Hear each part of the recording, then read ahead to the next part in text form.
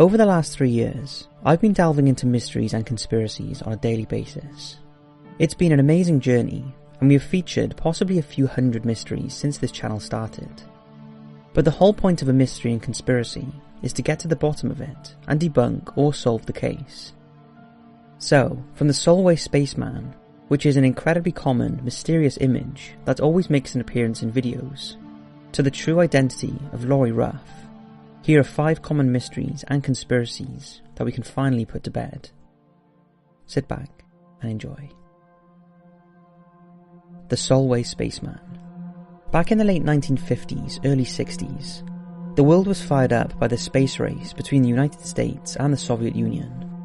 And when in 1962, NASA released a footage showing astronauts in their official space gear, the image of the spaceman was born.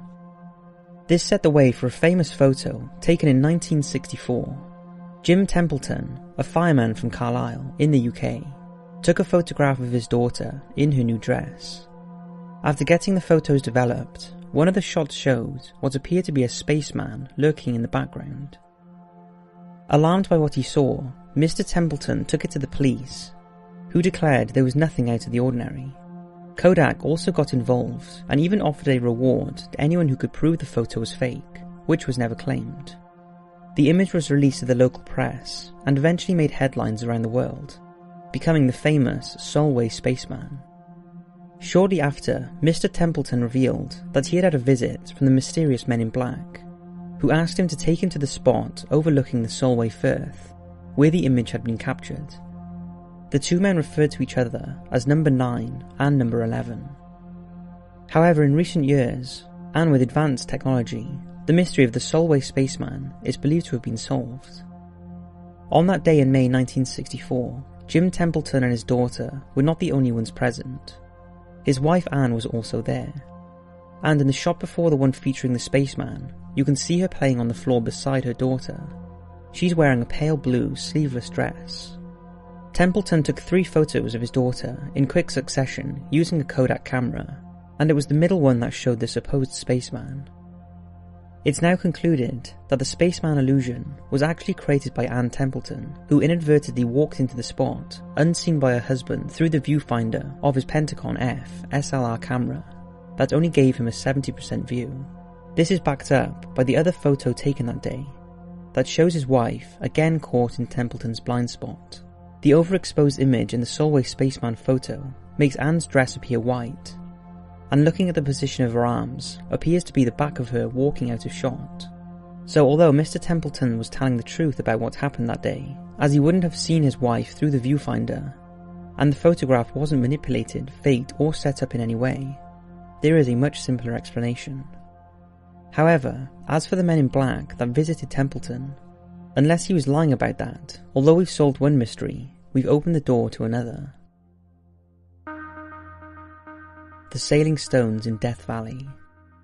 For many years, the sailing stones in Death Valley, California, puzzled scientists. The heavy stones appeared to move over the dry lake bed, known as Racetrack Playa, often leaving a trail behind them in the mud. Given the fact that some weighed up to 700 pounds, the movement gave rise to a number of theories, including magnetic fields, aliens, wind, and even pranksters.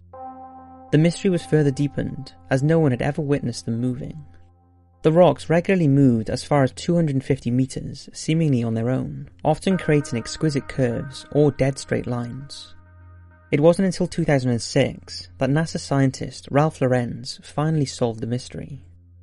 Lorenz was studying weather conditions on other planets, and was especially keen on comparing the meteorological conditions of Death Valley to those near Ontario Lacus, a vast hydrocarbon lake on Titan, a moon of Saturn. During his investigation, he became intrigued by the sailing stones, and set about finding an explanation for their movement. He did this by devising a simple experiment using plastic containers. He placed a small rock in the container and filled it with water, until there was just a tiny amount of rock showing just above the waterline. He then placed it in the freezer to produce a small slab of ice with a rock encased in it. The frozen block was then placed in a large tray of water with sand at the bottom. He then blew the encased rock and it moved across the water. As it moved, it formed a trail in the sand at the bottom of the tray. Using this very basic principle, it was estimated that under extreme weather conditions in Death Valley, sufficient water and ice could form to float the rocks across the muddy bottom of Racetrack Player with just a light breeze, leaving a trail in the mud as the rocks moved. However, despite this being the most plausible explanation, there are still visitors and conspiracy theorists who believe there is more to it than this. The dark side of the moon. For many years, mystery surrounded the dark side, or far side of the moon, as it was alleged that some Apollo astronauts had seen UFOs there, but were told to keep quiet. It sounds hard to believe, but we've talked about it before, and it's actually pretty interesting. Even the communication from the moon back to ground control, if correct, highly suggests something else was up there. This sparked all kinds of speculation about extraterrestrial life, alien bases, and alien encounters that were being covered up by NASA and the government. There were also photographs circulating on the net, purporting to show a large structure on the moon, possibly an alien base. It was even suggested that during the Cold War, the US would allow the Soviet Union to continue testing nuclear weapons, as long as it was done on the far side of the moon. The US had the same ideas for themselves. Project A119 was the official name for a top-secret United States Air Force operation in 1958. The plan was to detonate a nuclear bomb on the moon, which thankfully never went ahead.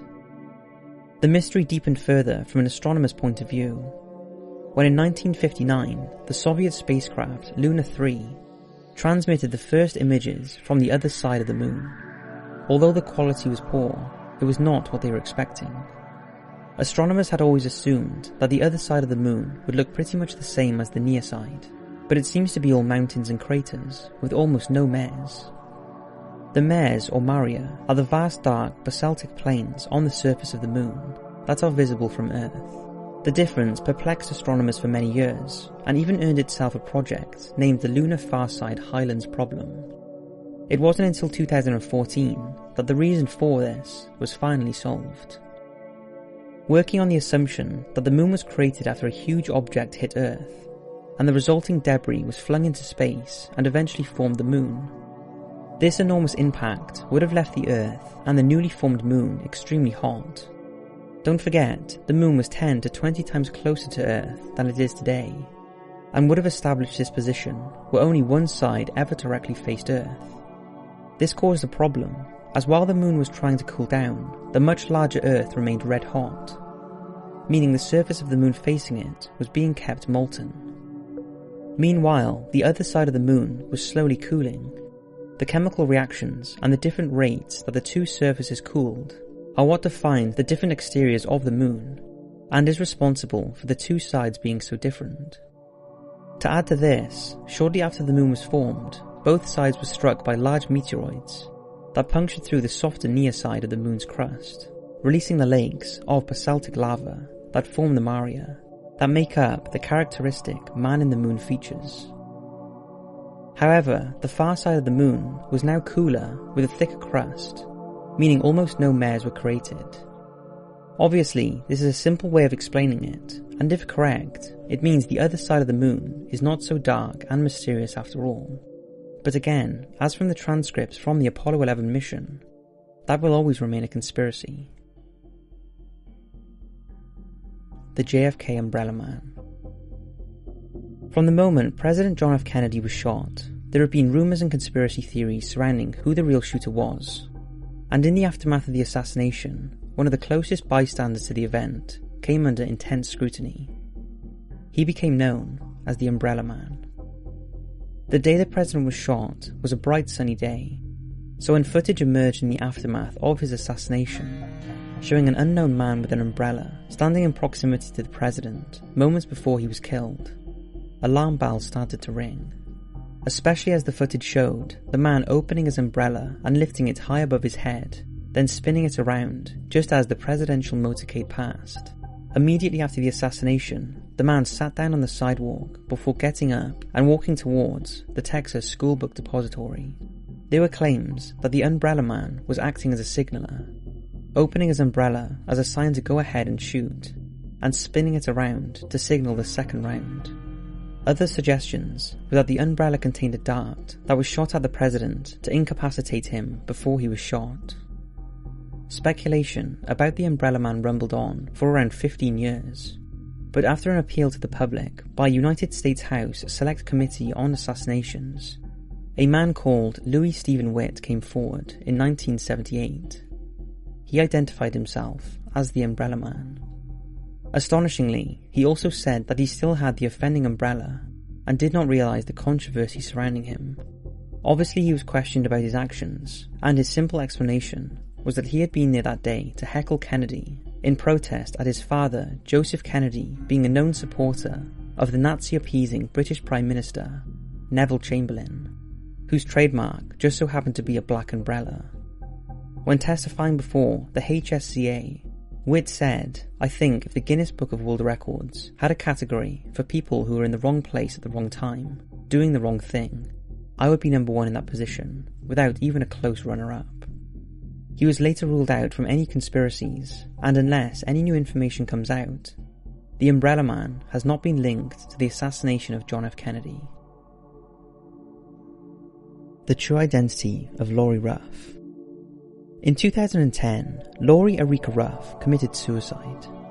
She left behind 2 notes that appeared to make no sense and created a huge mystery for her family and investigators that dated back 30 years.